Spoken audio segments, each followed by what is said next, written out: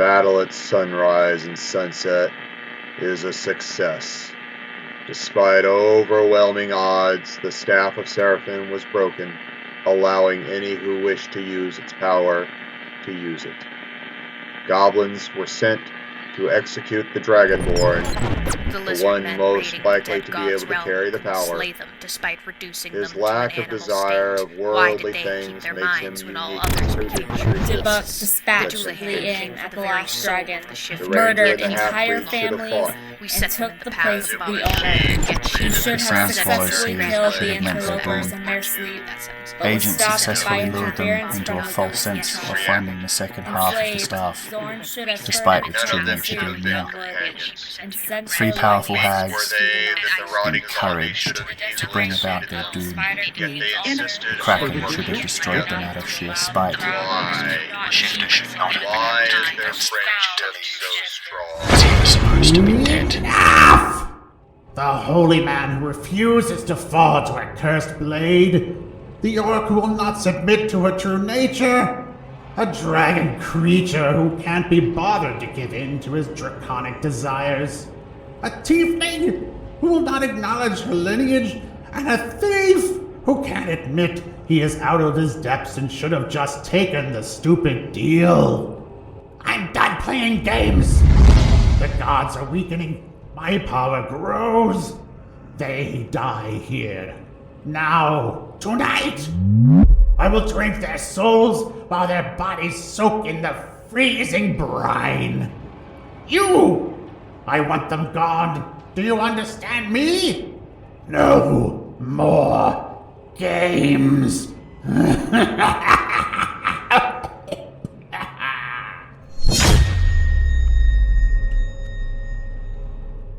Chafing Armor Podcast, episode 139.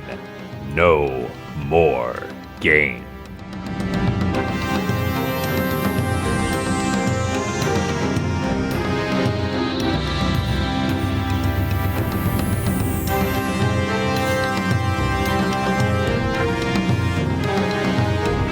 Welcome back to the Chafing Armor Podcast. I'm your host, Michael Corley, and with us tonight is James. James, tell us who you will be playing.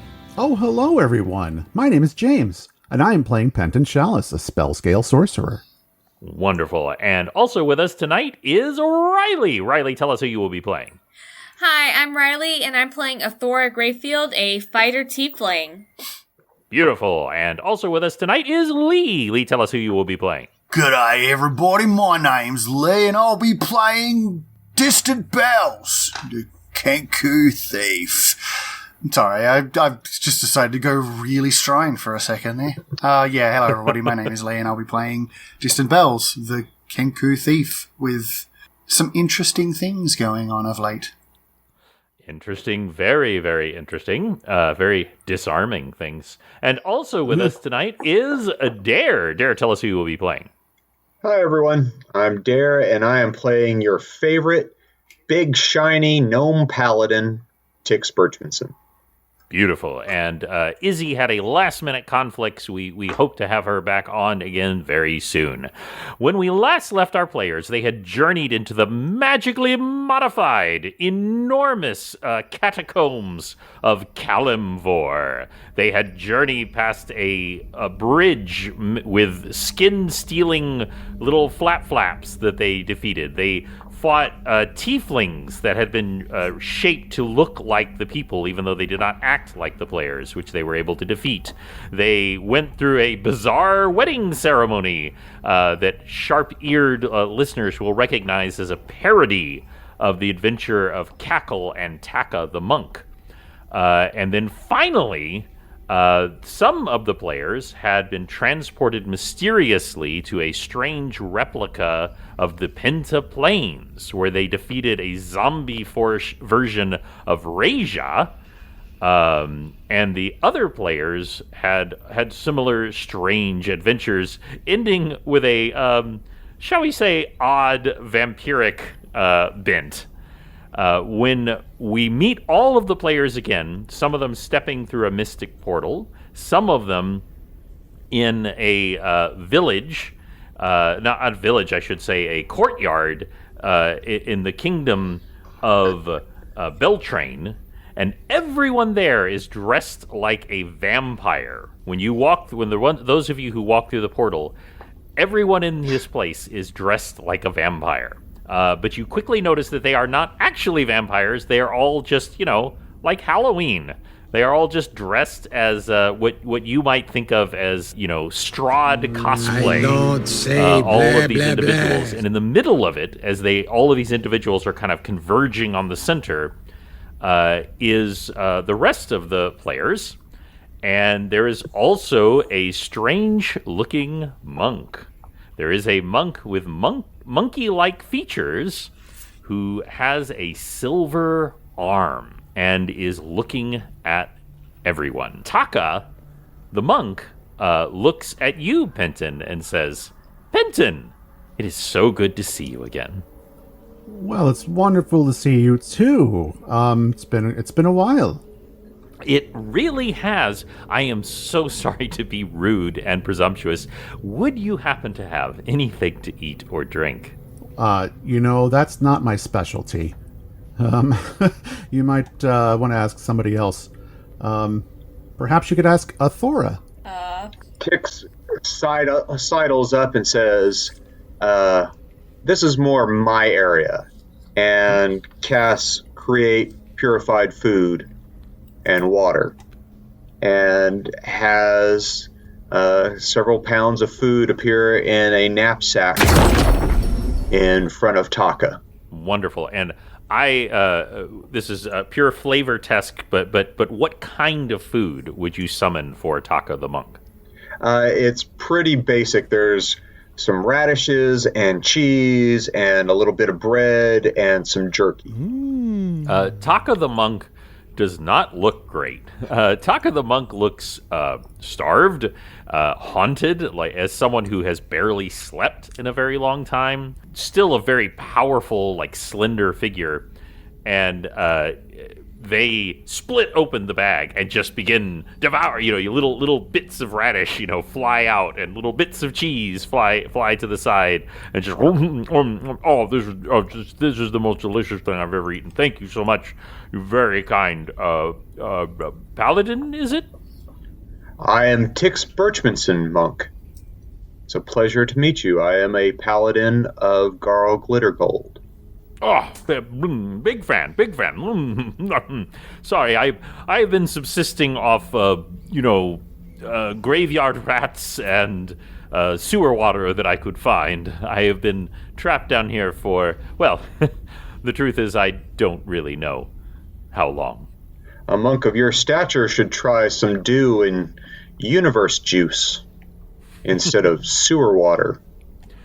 Well, it's a problem. I am in a shall we say a hell of my own creation. I had an idea, and that was that I desperately needed to hide the second half, the what you would call the second half of the Staff of Seraphin, and I thought, based on what the artificer Prognati had told me, if I used this silver arm, and they kind of flex the silver arm, its danger to me would be minimized. And I had this beautiful mind of creating like a training ground for all adventurers, where they could come here and work and gain experience and find mystical items, and it would be just a fun experience for all of them. Unfortunately, what I did not know is that the adversary, very annoying that I can't say their name, had corrupted already the second half. And they got in, and everything that I wished for had become perverted and became the hellscape that you see before you. And I have been trapped here ever since, unable to leave. And very quickly they took my silver arm from me, one of my greatest advantages.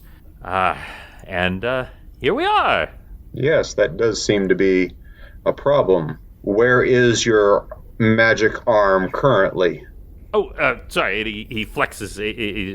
These kind folks here, and he gestures to you, Penton, we're kind enough to to retrieve it for me. It had been sealed away. Inside a zombie. Yes, literally inside of a zombie. It was kind of gross. We had to clean it off. Yes, I think you mostly kind of shakes a little. They kind of shake it a little bit. Little bits kind of come out of the corners. If I could empower this just a little bit, I might be able to dispel some of what's going on around us. And this is, I'm sure you've noticed, this is just pretty much madness. Yeah. It concerns me that if you can't get out of here, what chance do we have since you made the place, sort of? Well, there's a few options. I have been pretty much just trying to survive. This place has been trying to kill me for, again, I literally don't know how long I've been here. But if we had your half of the staff, we certainly could, of course, wish it away. If we can find the staff that I had, the whole point was that I was going to hide it as sort of like an ultimate prize that no one would ever be able to quite reach, which would then keep it safe. And that's a problem. Right now, I think the ultimate prize would be stopping the continent from being destroyed by a illithid entrapped kraken. Oh, that doesn't sound good. No, it's not. We have a little less than a month to try and take care of the situation, and being stuck in here has not been very beneficial. So you're saying powering your arm will help? How would you do that? Well, in an ideal world, I would empower it with the staff, but I think if we could sort of jump-start it a bit with some magics or force or something of that nature, that I might be able to dispel things in a nearby radius. Perhaps some lightning? Oh, that sounds fun. It would definitely empower it, or it might kill me. Either way. Well, maybe you should not wear it? I don't know. Would that work, or does you need to focus the energy or some strange unfortunately I think I do have to wear it, but I think it will be worth it. I'm feeling good. What's the worst thing that could possibly happen? Oh, you die and then we never find the staff and the planet is destroyed. True. But other than that, does anybody else have any other suggestions? Well, I don't want to railroad you, is all I'm saying. I don't have any woolen socks to rub over it to make static electricity, so I guess we'll have to go with the sorcerer's idea. He's pretty much the smartest one among us. Oh dear, we're in trouble. All right, so, and by the way, all of the spectators, they're just sort of watching you. They're not really doing anything. They're not speaking. They were interacting with you more or less like real people, but now they're just sort of standing there. They ran out of NPC scripts. That's right. Yeah, they're all just walking into a wall off in the corner. So, Penton, I would like you to make a Fabled Arcana check. Oh dear, I'm so bad at those. I'm worried. You are. You're very, very bad at them. Are y'all going to stand back? Just asking. I recommend making a perimeter. Maybe don't be in line with my hands should it decide to follow through and do what lightning bolts do. All right, let me see takes a nice sidestep behind the sorcerer. Okay. Just a quick note, not that I'm getting y'all in trouble or anything. Remember that all of your various wards, pets, familiars are there with you. Morezi's lizard is there. Afiel, the raven, is there. This new kitty cat that has shown up with Athora is rubbing about your legs, Athora. Katra, and so forth. So just, and of course your ward, Tix, is currently in your backpack. Right. So just an FYI. So let's give it that roll. Hey, Phil, you might want to take off for a little bit. I don't want you to, like, poof into an electric. Not a bad idea. Yeah. If one of us has to go, it should only be just be one of us, not both of us. I rolled a natural 19 for a total of 33.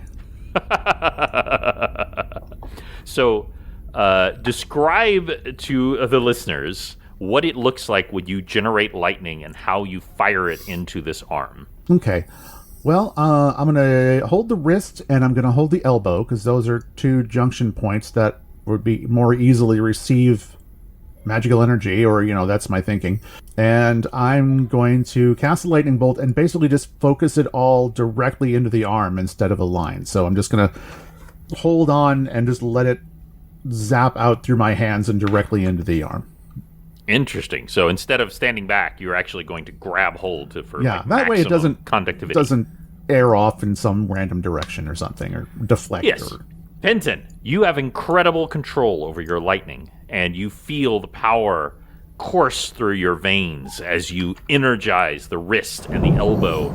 And, part of you is like, oh no, because you know that if you did this to a normal person, it would literally cook them alive. Yeah.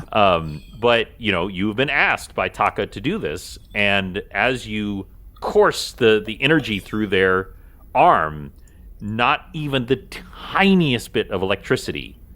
You don't even see the hairs on their arms. They have that kind of almost down-like fur that's monkey-like on their arms.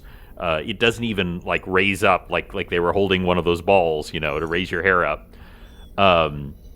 All of it just channels right into the arm, and there is now a soft, just silvery glow surrounding the arm. And Taka goes, "Oh, that is very nice. You might want to step back just a few paces, Penton, just to be safe." I will do so. All right. I dropped my thing, so I don't have to roll again. Okay, so Taka has a very nice bonus to things, but Taka also is being rolled by the DM and rolled a 4. Oh, no. So what is happening works, but I need everyone, Dare, to make a reflex saving throw.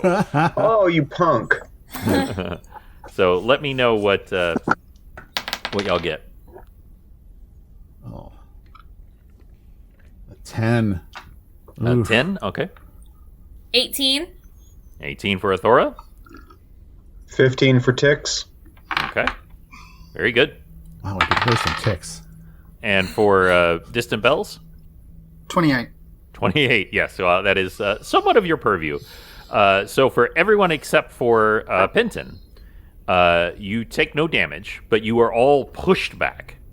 But Penton, you are actually knocked to the ground. And you take a whopping 2 points of damage, so that worked out. Yes, I know. That's like 90% of your hit points, right? No, that was a long time ago. Yeah. But you do take 2 points of damage as you are slammed to the ground, as there's just a that comes out from there. And any of you that would recognize this type of magic, this is what effectively amounts to a dispel magic. Oh. But it is a very souped up version of that. And it just goes through this room. And as it does, the various people, they don't turn to dust, but their outer layer turns to dust, just blows away. And underneath every single one is a corpse in various states of decay. Some of them are nothing but bones, and some of them are more dry and desiccated corpses, and none of them are very new, shall we say. And there's a moment where they all stand there, and then just boom, they all just collapse to the ground. The background, the courtyard you're in, is gone. Just voo, voo, voo, voo, voo, voo, voo. It is gone, and you are now in a massive chamber. It is still a man-made chamber. This is not like a cavern. This is just like a huge antechamber with vaulted ceilings and huge pillars running up either side. And the echoing silence as the spell ripples through this place. We just got holodecked. That is a very good, apt analogy. Yes, this is very much like a holodeck that's suddenly been shut off. Except one thing, you see a figure collapse in the corner that is not a corpse. It appears to be a human. Tix will first lay on hands on Kenton and heal up his minor burns. Oh, thank you.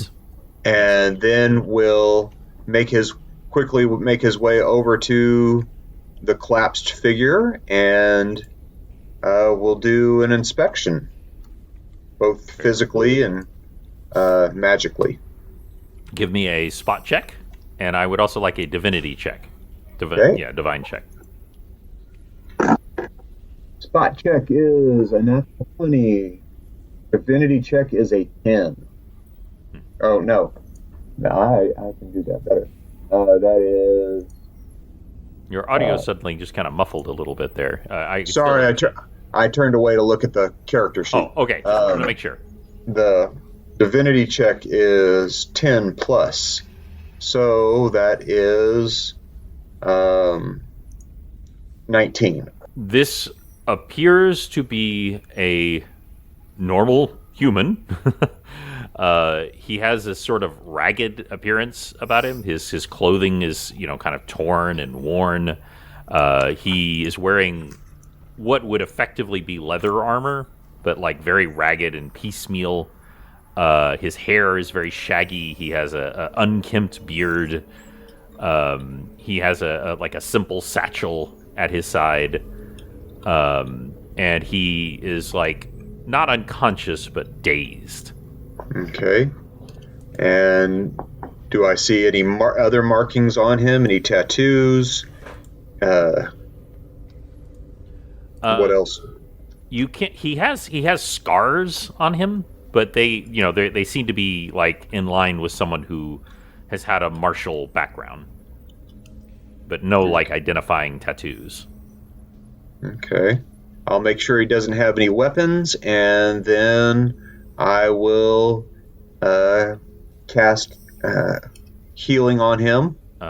You feel the power of your god flow into him, and he kind of blinks and looks up at you and goes, "My God, are you real?" Why, yes. Yes, I am. I am a servant of Garl Glittergold. Who are you? And how did you come to be down in these crypts? Oh, I'm not quite sure how to answer that question. Let's start with your name. I'm sorry? Let's start with your name. They call me Pete. They call me Twice Dead Pete. I'm a caretaker for the necropolis in Kalimvor. They call me that because I have died on 2 separate occasions and been revived through the kindness of, individuals such as yourself. And I seem to have a knack for caring for the graves and such. Some time ago, something happened, and I've been caught in an endless nightmare for a long, long time. Yes, we've come to alleviate that, so hopefully we will be able to get you home presently after we have finished our business here. If Taka hasn't finished the 5 pounds of food in the sack, Tix motions to have it brought over so that this gentleman can have some food also. Yeah, it's gone. Oh, okay. Taka has demolished that. Room. Then I'll cast Create Food and Water again. Room. Athora, your backpack is humming. I go see what it is. You got a big old ball in there. Ah, the crystal ball. Yes, a crystal ball. Cool. I Is that new? answer the call. It's new. It's new to y'all. Y'all have never seen it before. Several of y'all have never seen it before. Tix has. And it is Gorluin, the necromantic elf that y'all met outside of Zental Keep. Hello, Aphora. How are you? I'm good. What's up? Oh, well, first of all, I hope everyone is doing okay. The spells that brought everyone over there were functional and everyone's all right? Yep, I'm still alive and kicking. Ah, wonderful. And you hear like a... She goes, not now, Chop, not now. And she pats something just off screen, as it were. She kind of looks around and she goes, Is everything okay there? We're doing all right. We're surviving. I have gotten... I'm not quite sure how to put this. Just very, very powerful necromantic energy coming from your general area, which I know you're in a graveyard. That's not that unusual, but I was concerned. Well, I think we're okay. Tix, is everything safe for the moment? We're not dead yet, so I would assume that we are about to save the world. So for the listener, Tex, what is your armor class? My current armor class is 21, unaltered, and can easily be added to with a couple of simple spells. Absolutely. So recently you had your armor upgraded. Could you describe to the listener what armor you have? Well, yes. Tix Birchmanson paid the blacksmith there in, Kalimvor to modify and make some splint mail armor that fit him, and he got some splint mail to make him the big shiny paladin that he needed to be, so that he truly can be the tank of the party if he needs to be. Would you say that is a wise investment? It is a wise investment for protecting his people around him and his cohorts, and he isn't quite big and strong enough to wear full plate mail, but banded mails or splint mail seemed like a really wise choice to make. Mm-hmm. In a different role, the rest of the party would have seen a wicked, several-foot-long scythe pierce through your chest and burst out from the front. But oh my. You made that extra investment in this banded mail, this splint mail with its overlapping bands to protect you. And also, the person attacking rolled a 6. So even with their bonuses, that ain't gonna do it. You have been subject to a surprise attack, and you all hear the sound of a ka-ching! And as you look up, all of you, Tix, you will turn around to see in a moment, see the guise of Twice Dead Pete fading away as a deadly, deathly pale paladin is appearing before you. A dark paladin with a pale face and the glint of teeth beneath their lips as it smiles, even as it fails its attack. A just stupidly huge scythe, like the kind that you imagine like a cartoon death wielding, has been swung right at your back for double damage, but that you and your party helped save the life of this blacksmith who had unfortunately made a deal with the demon Bane, the godlike demon Bane, And that is why all of his children are tieflings. And in fact, the last tiefling that the wife is pregnant with has been promised to Bane. And I mention that because the sigil of Bane, a closed gauntleted fist, is on the armor of this knight. And I need everyone to roll for initiative. Dun dun. All right. Didn't you get your axe from a dark paladin way back when? I It's did. True. It's true. This one is technically not a dark paladin. This one, I don't want to give away too much, and it doesn't matter anyway because I'm homebrewing the crap out of this. But this one would technically be a death knight. Ah. Well, someone has All a right. 50. And Distant Bells, what did you get for your initiative? 24. 24 for Distant Bells. I've learned to ask you first so I can put you near the top. You have a bit of a bonus there. Athora, what did you get? 23. Wow, 23 for Athora. I've also learned to ask you early. Now everybody else. Dare, what did you get? An 11. 11 for Dare, and for Tix, and Penton. 16. 16 for Penton. So, this surprise attack has failed.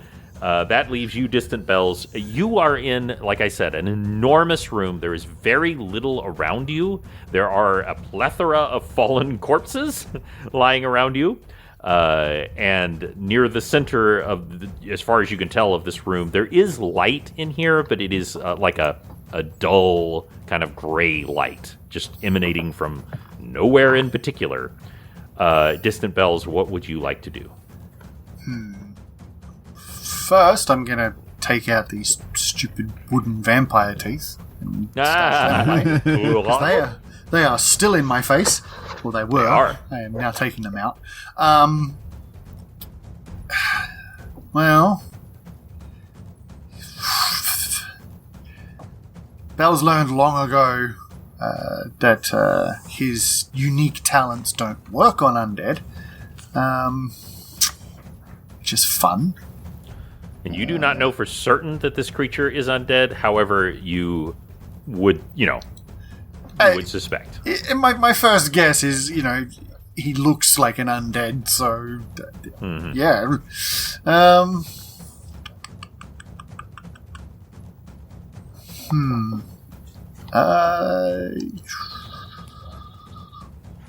There's nothing saying we have to fight this guy. I mean, I never ever want to railroad you guys.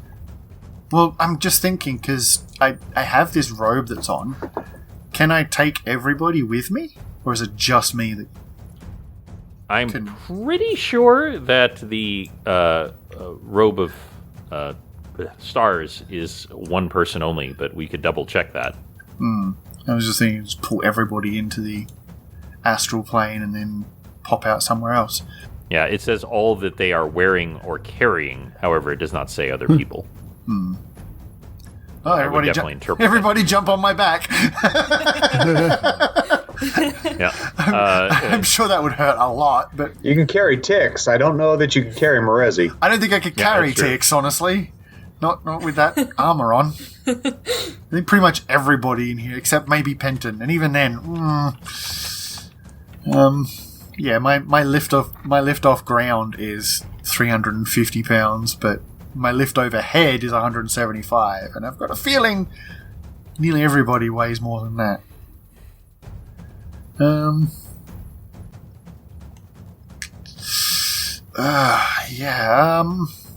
Okay. Let's just... Oh. Damn it, I haven't spent any time to do that. Alright, I'm just going to...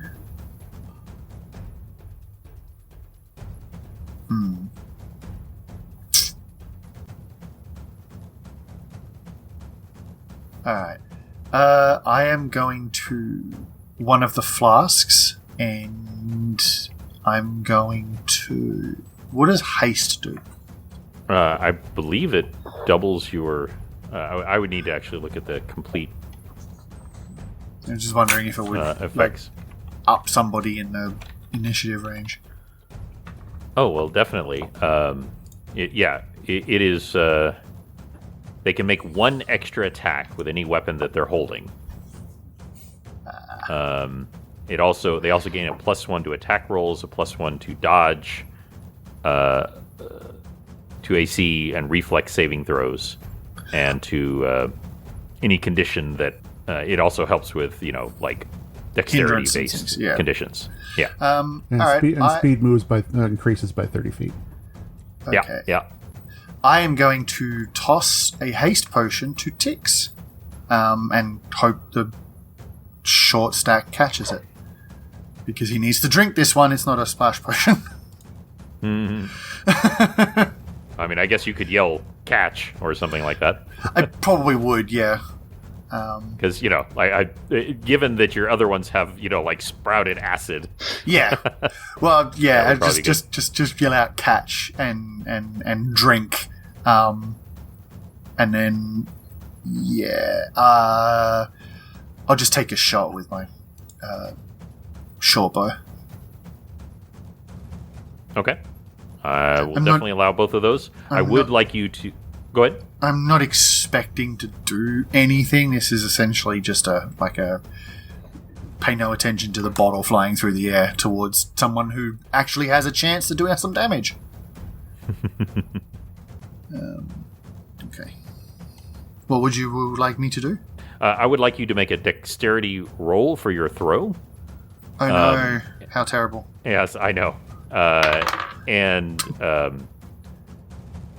Tix, I do want you to roll plus dexterity, but I'm not concerned with you rolling high. I just don't want you to roll a 1, if you understand.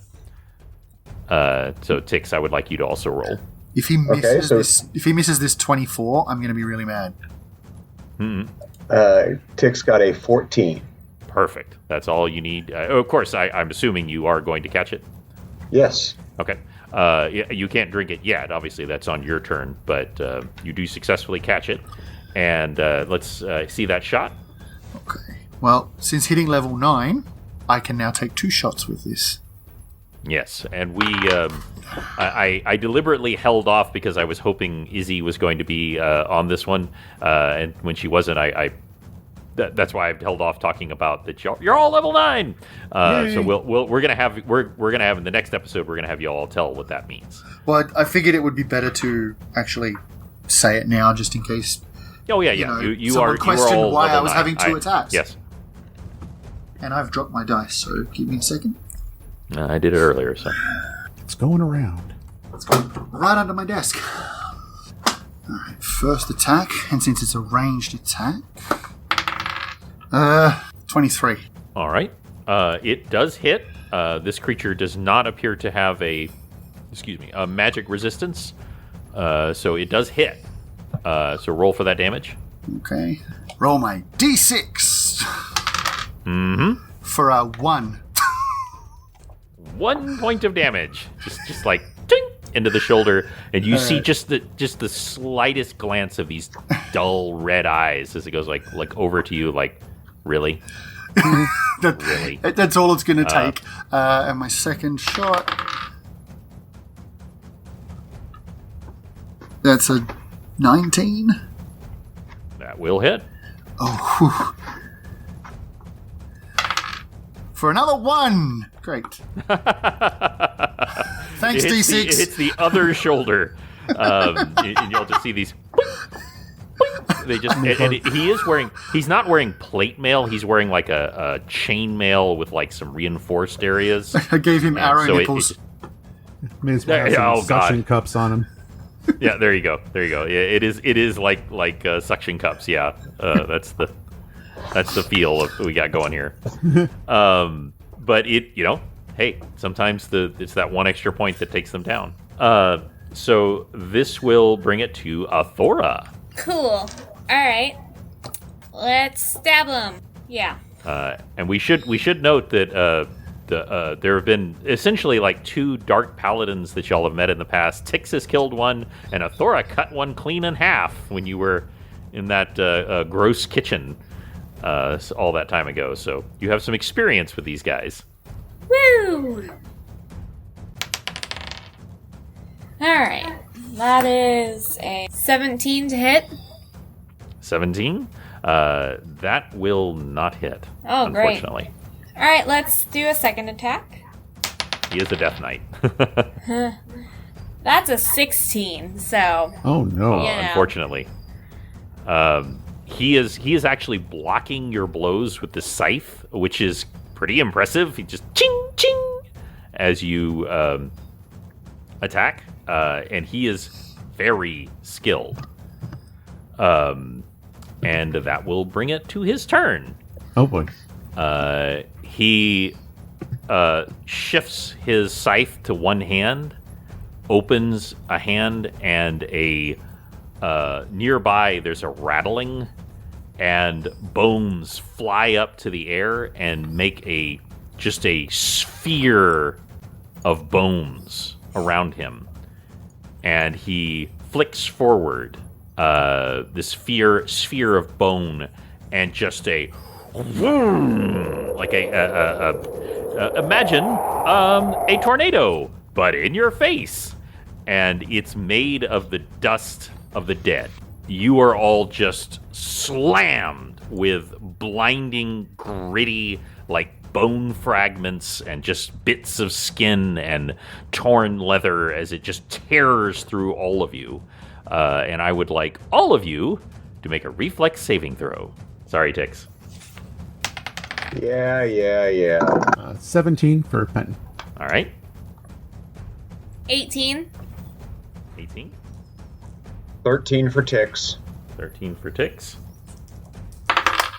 All right. And so... 23 for Bells. 23 for Bells. So 7 points to everyone except for Tix. Tix, you will take 14 points of damage as this blasts through, and Tix, you are knocked prone. Wait, hold on. So we all failed except Tix. No, you all succeeded. I'm sorry, if I said We that took half backwards. damage. Yep, you all take half damage. Okay, 7 so my points of damage. evasion should come into play then, right? If you want to use evasion, yeah. If hit by an you can attack take- which a successful reflex save will deal half damage, instead take no damage. Yes, you absolutely can use evasion to take no damage. Then I will. The very fair.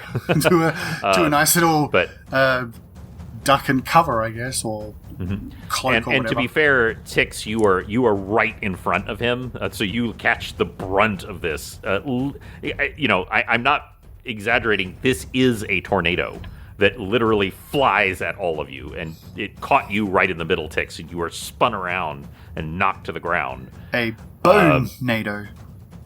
Bone-nado, there you go. The Asylum knockoff. Yep. And that was his first attack. Oh, dear. As his second attack, he will place his hand on the ground, and the dead begin to rise. As he summons Army of the Dead. Unfortunately, there's no dead nearby. Oh, wait. Haha. Yes. So 11 skeletons and zombies rise around, surrounding all of you, all in various states of decay, and they pick up, battered swords and knives, and some of them just have their clawed hands as they all turn and face y'all. Their eyes are not glowing a baleful blue, I should mention. Again, this is a servant of Bane, not the nameless one that you now know the name of. And for his third attack, he's going to try to kill you, Tix, because he's very thorough. And he rolls a 7, only 1 point higher. So when he brings his scythe down to impale you through the stomach, tell me how you don't get hit, Tix. Tix holds his shiny new shield out in front of him, and with all of his God-given strength, blocks it directly. And there is like a boom, almost as you feel the energy of your god just reverberate against, and normally your arm would have been like, pushed back by the force of this scythe, but it just stops dead, and that is the power of your god forcing back against it. That will bring it to Benton. All right. Well, it seems like this guy's a multitasker. He just seems like he's doing too much. Let's take care of that. I'm going to cast Slow on him. Ooh, I love it. What is the save for that? It's a DC 19 will save. So he has a nice save. I'm sure. But he didn't roll high because the Dungeon Master is rolling for him. So tell us what Slow does. Well, let's see. He can only do one standard action or one move action, not both. And takes a -1 on attack rolls, AC, and reflex saves. And moves half speed. And y'all see this take effect as the magic, like little bands of the kind of energy that you would see when you cast Magic Missile just fly out at him, and they sort of wrap around his joints and then kind of sink into him.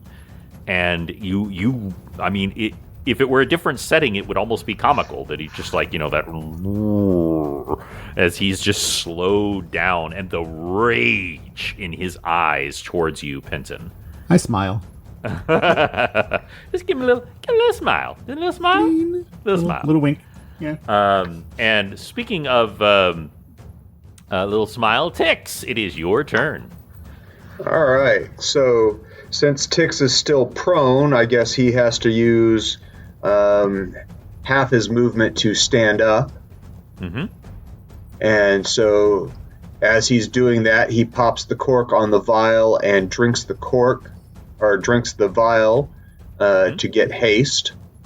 And I definitely, my rule is that if you're drinking something and it is easily accessible, if it's not like in your backpack, that does not take an action.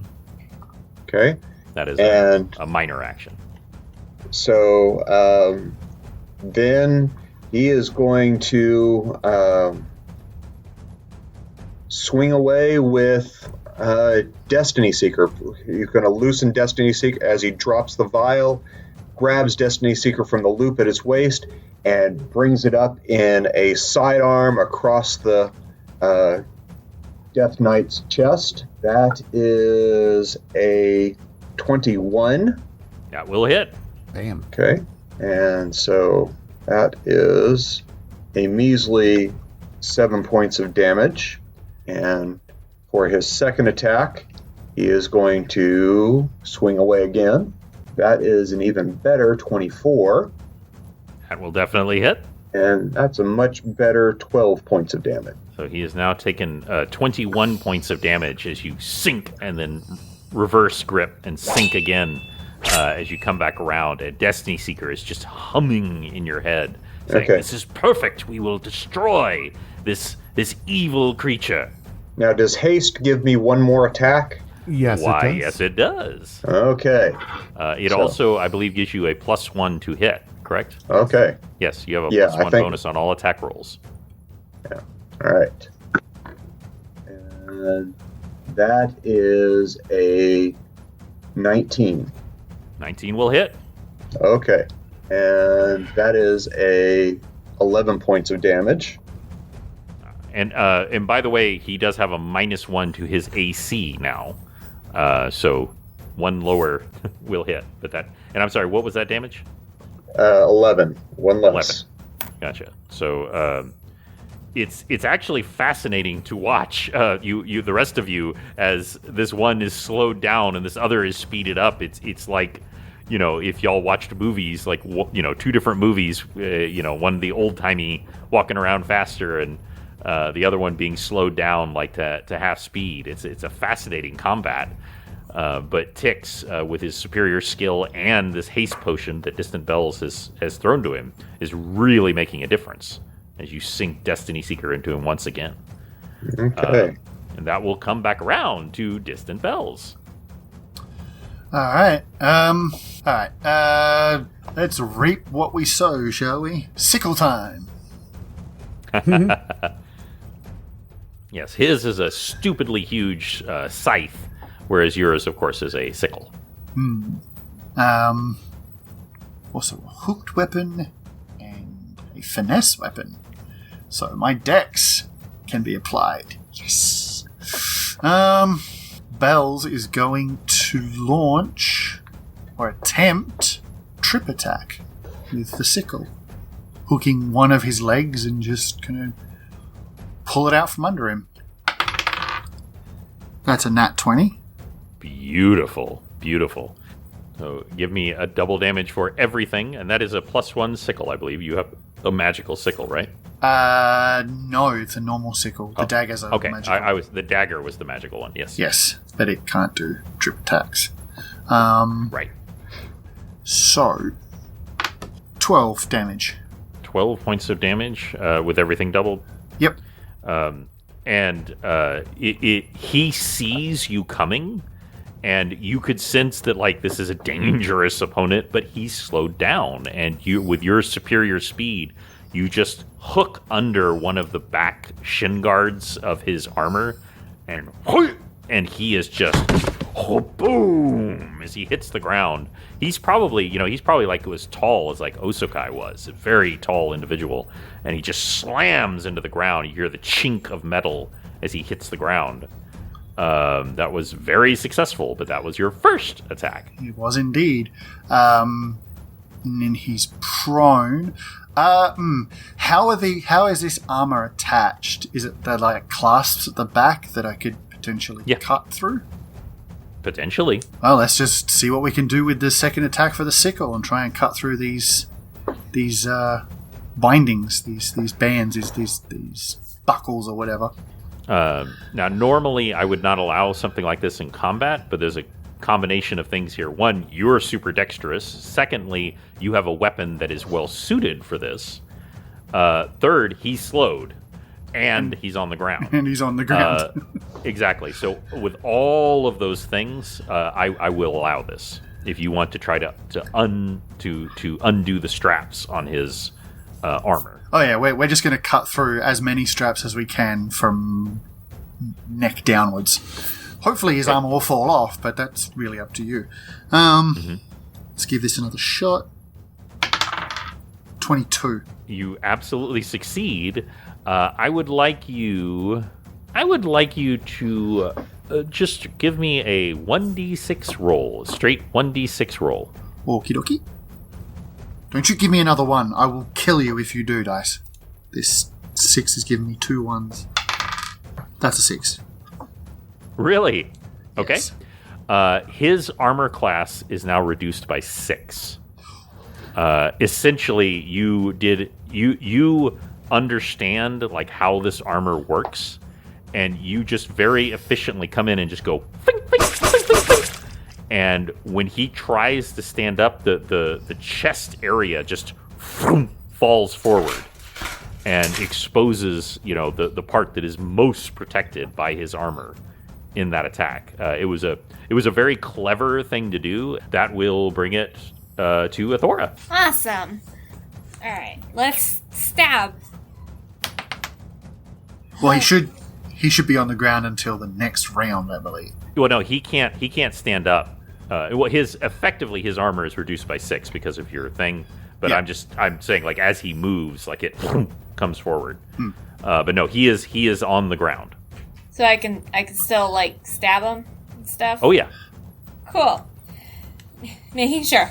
So you get a plus to the attack when they're prone. I think it's plus 2 or something. Yeah. Because they can't defend themselves. Okay, then that's a 15 to hit. Yeah, 15 total. Yeah. Yep. That should hit. Okay. And then damage. Yes, it actually says on 3.5 he has a -4 AC against melee attacks, but a +4 against ranged attacks because he's on the ground. So 11. Wow. So his AC is now 8. Exactly. 11 points of damage. 11 is like how much? What did you roll, and then what did you add? I rolled your damage. I rolled a 1d8. Hold on, it's supposed to be a 1d10, but I rolled a 5, and then I have a +6. And that was your first attack. Yeah. So, alright, that's better. That's an 18 to hit. 18 will hit. Huh. That's 7 points of damage. 7 points of damage. So, from a story standpoint, sometimes the DM will make a ruling, which is this guy is so toast because y'all have played so effectively against him. So since it's already relatively close, Athora, tell me how you dispatch this Death Knight. Coup de grace. With him lying prone on the ground, his armor off, I swing my sword down for the first attack, effectively stabbing him right through the chest at just the right spot. Blood starts pouring out through the hole. I pull my sword back out, drive it back in right through the face, ending him. There's a moment where he opens his mouth and you see the vampire fangs, and then it just whoom, right through, and he is very, very dead. Bells kind of looks at the sword through this thing's face, looks at Athora and is like, "You okay? You need to talk about something?" Oh, good. You turn to her and go, "You okay?" And that's where we'll end. Chafing Armor, episode 139. Thank you all for playing. Thank you. Thank you for not killing us. If y'all want to check out the wiki, you can go to the website for this post, and you'll be able to see the link there. Or you can find us on any of the major podcasting places. Somebody name one of those major podcasting places. Apple Podcasts and YouTube.